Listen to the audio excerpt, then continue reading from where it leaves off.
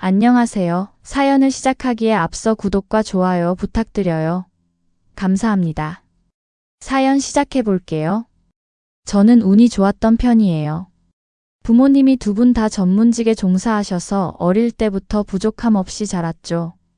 경제적으로 넉넉한 환경에서 자란 덕분에 제가 원하는 교육도 받을 수 있었고, 대학도 무난하게 졸업했어요. 졸업 후에는 바로 취업에 성공해서 사회생활을 시작했죠. 대학 시절 저에게는 정말 친한 친구가 한 명 있었어요. 남자인 친구였는데 이성으로서가 아니라 정말 순수하게 잘 맞는 친구였죠. 취미도 비슷하고 생각하는 방식도 비슷해서 함께 있으면 편했어요.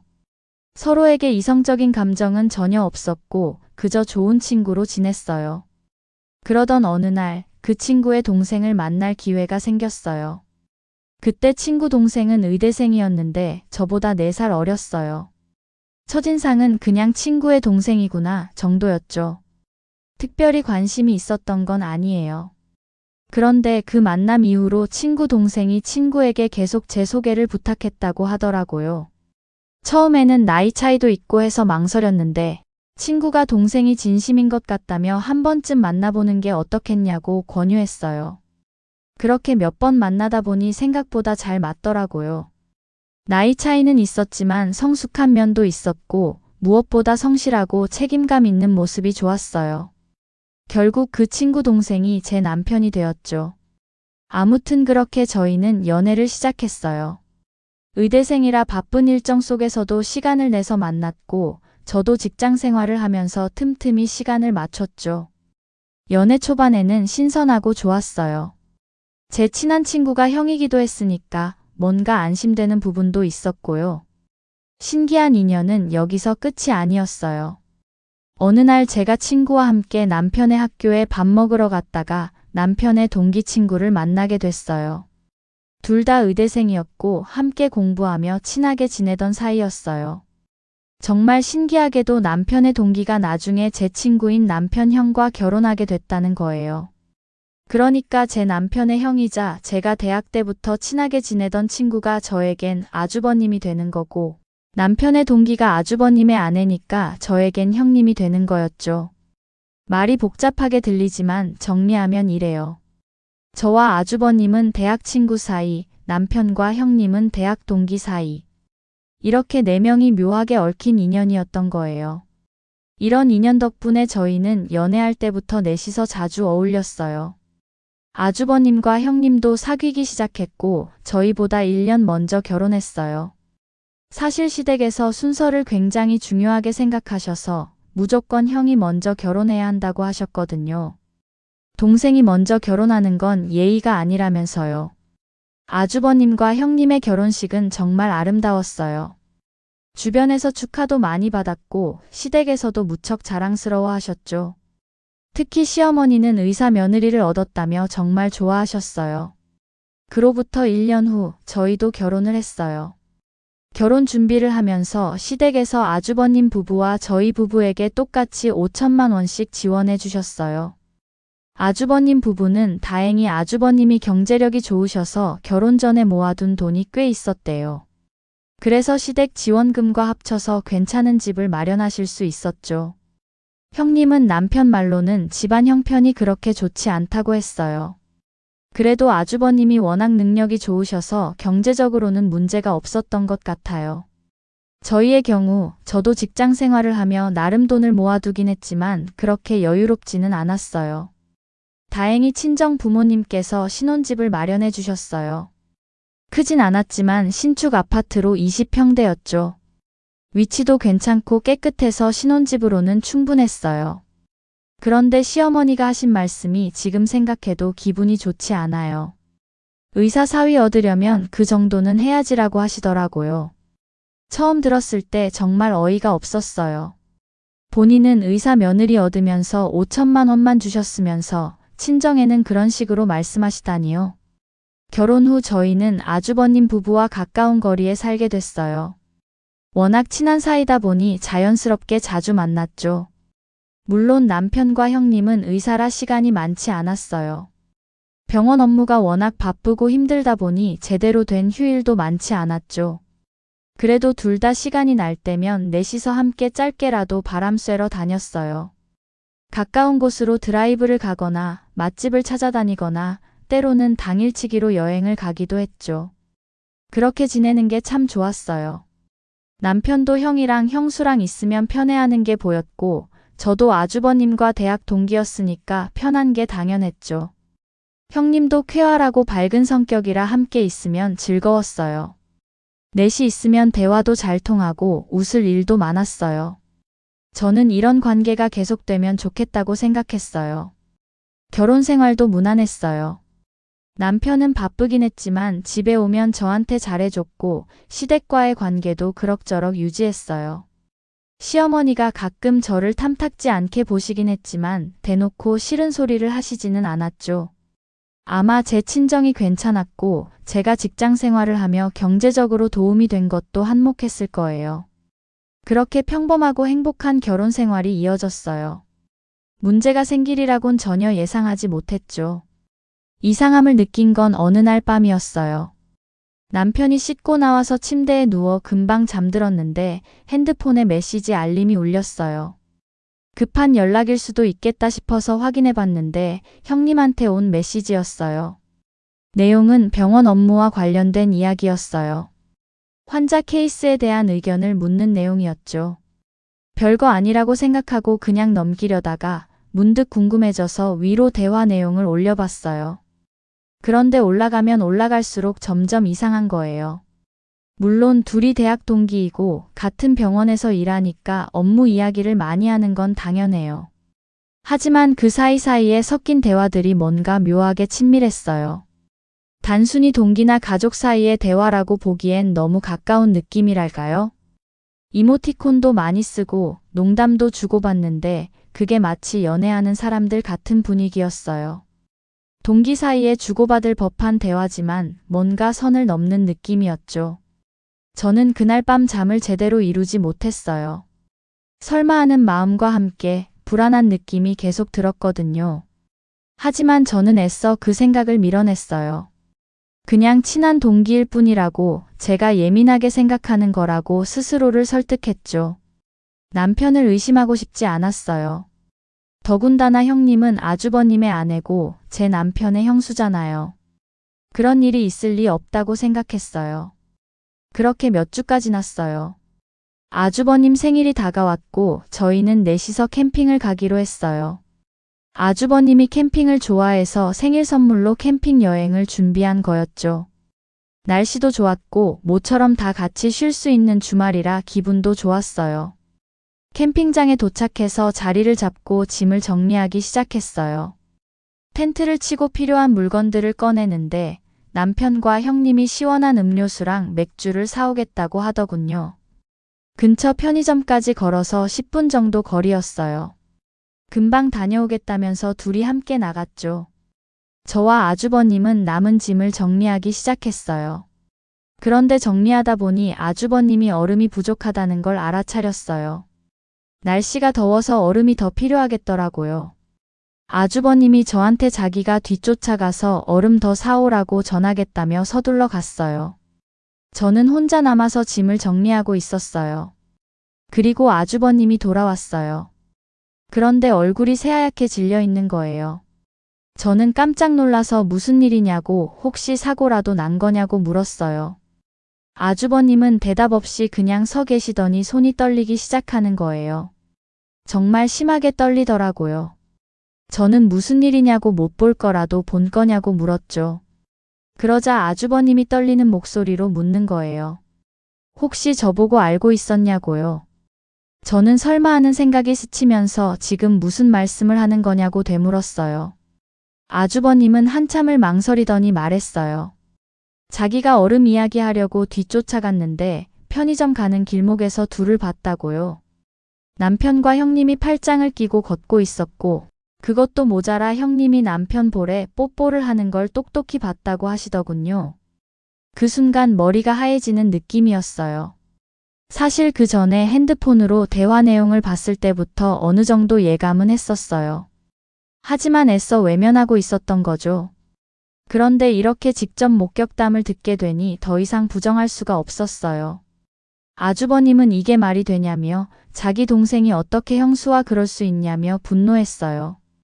배신감에 온몸이 떨리는 게 보였어요. 저도 마찬가지였죠. 남편의 배신도 배신이지만 형의 아내와 바람이라니요. 저는 일단 진정하라고 말했어요. 지금 당장 따져봤자 둘이 잡아떼면 끝이라고, 증거가 없으면 소용없다고 했죠. 그래서 저희는 일단 모른 척하기로 했어요. 지금 이 상태로 캠핑을 더 할 수는 없었지만 티를 내면 안 될 것 같았거든요. 잠시 후 남편과 형님이 음료수랑 맥주를 들고 돌아왔어요. 둘 다 아무렇지 않은 표정이었어요. 마치 아무 일도 없었다는 듯이요. 저는 미안하다고, 갑자기 몸이 너무 안 좋다고 했죠. 두통도 심하고 속도 안 좋아서 도저히 캠핑을 못할 것 같다고 말했어요. 남편은 걱정스러운 표정을 지으며 그럼 돌아가자고 했고, 형님도 괜찮냐며 돌아가자고 했어요. 우리는 서둘러 짐을 싸서 돌아왔어요. 차 안 분위기는 무거웠죠. 저와 아주버님은 아무 말도 하지 않았고, 남편과 형님은 제 몸 상태를 걱정하는 척 몇 마디 주고받았어요. 정말 역겨웠어요. 집에 돌아온 후 며칠간 저는 아무것도 할 수가 없었어요. 출근해서도 일이 손에 잡히지 않았고, 집에 와서도 남편 얼굴을 제대로 볼 수가 없었죠. 남편은 제가 아직 몸이 안 좋은 줄 알고 병원에 가보라고 했어요. 얼마나 아이러니한지 모르겠더라고요. 며칠 후 저는 아주버님과 따로 만났어요. 둘 다 지쳐 보였죠. 아주버님은 그동안 잠도 제대로 못 잤다고 했어요. 계속 그 장면이 머릿속에서 떠나지 않는다고요. 우리는 냉정하게 이야기를 나눴어요.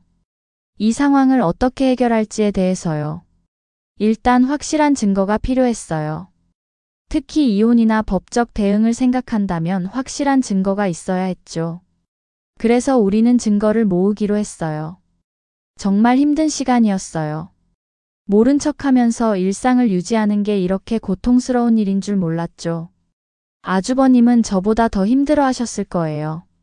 저는 남편에 대한 배신감이었지만 아주버님은 아내와 동생 모두에게 배신당한 거니까요. 특히 동생에 대한 배신감이 더 크셨을 것 같았어요. 형제 간의 신뢰가 완전히 무너진 거잖아요. 저도 충격이 컸어요.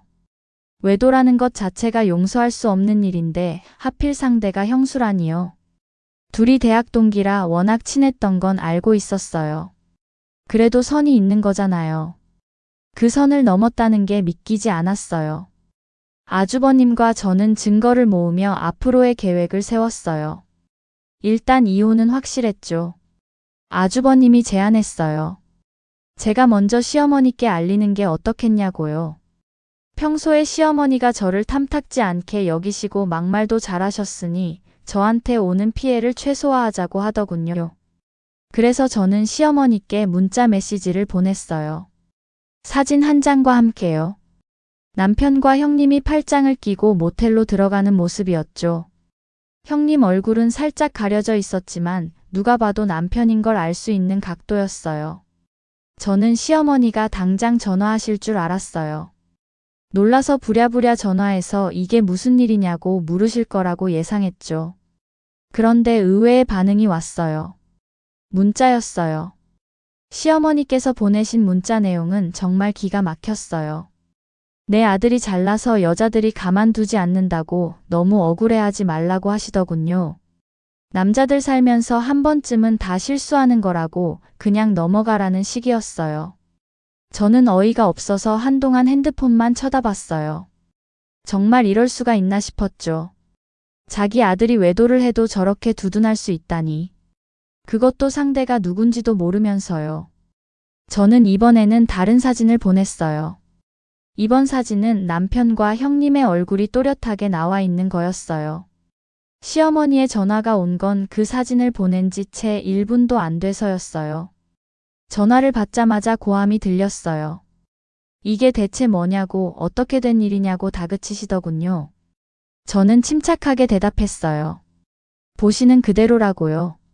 남편이 형님과 외도하고 있다고 말씀드렸죠. 시어머니는 믿을 수 없다며 소리를 지르셨어요. 그러다가 갑자기 목소리를 낮추시더니 물으시는 거예요. 아주버님도 이 사실을 아냐고요. 그리고는 절대 말하지 말라고 모르는 척하고 조용히 넘어가자고 하시더군요. 저는 정말 기가 막혔어요. 자기 큰아들한테는 알리지 말라고요? 그게 말이 됩니까? 저는 단호하게 말씀드렸어요. 아주버님이 가장 먼저 아셨다고요. 오히려 아주버님이 직접 목격하셨다고 했죠. 전화기 너머로 시어머니의 비명소리가 들렸어요. 그리고는 욕설과 울음이 뒤섞인 소리가 이어졌어요. 전화가 끊겼고 그 후로 시댁은 완전히 난리가 났죠. 시아버지께서 직접 저희 집으로 오셨어요. 남편을 보자마자 뺨을 때리시더군요. 짐승만도 못한 놈이라고 어떻게 형수와 그럴 수 있냐고 소리치셨어요. 시아버지는 평소에 과묵하신 분이셨는데 그날은 정말 분노하셨죠. 남편은 처음에는 부인했어요. 오해라고 그냥 친한 사이일 뿐이라고 발뺌하더군요. 하지만 제가 사진과 영상을 모두 보여주자 더 이상 할 말이 없어졌죠. 형님 쪽도 마찬가지였어요. 아주버님께서 이혼을 요구하셨고 형님도 별다른 변명을 하지 못했대요. 증거가 너무 확실했으니까요. 시아버지는 남편을 호적에서 파버리겠다고 하셨어요. 다신 아들로 생각하지 않겠다고 얼굴도 보기 싫다고 하시더군요. 시어머니는 울기만 하셨어요. 평소에 그렇게 아끼던 의사 아들이었는데 이런 식으로 무너지는 걸 보시니 충격이 크셨나 봐요. 하지만 저는 동정심이 들지 않았어요. 시어머니도 처음에는 덮으려고 하셨잖아요. 제가 참고 넘어가길 바라셨고요. 이혼 절차는 생각보다 빠르게 진행됐어요. 증거가 확실했고 남편도 더 이상 버티지 못했거든요. 저는 위자료를 받았어요. 아주버님도 이혼하셨어요. 아주버님은 저보다 더 큰 충격을 받으셨던 것 같아요. 아내의 배신도 배신이지만 동생에 대한 배신감이 정말 크셨대요. 어릴 때부터 동생을 아끼고 챙겨주셨는데 그 동생이 자기 아내와 바람을 피웠다는 게 받아들여지지 않으신 거죠. 아주버님은 한동안 정신과 치료를 받으셨어요.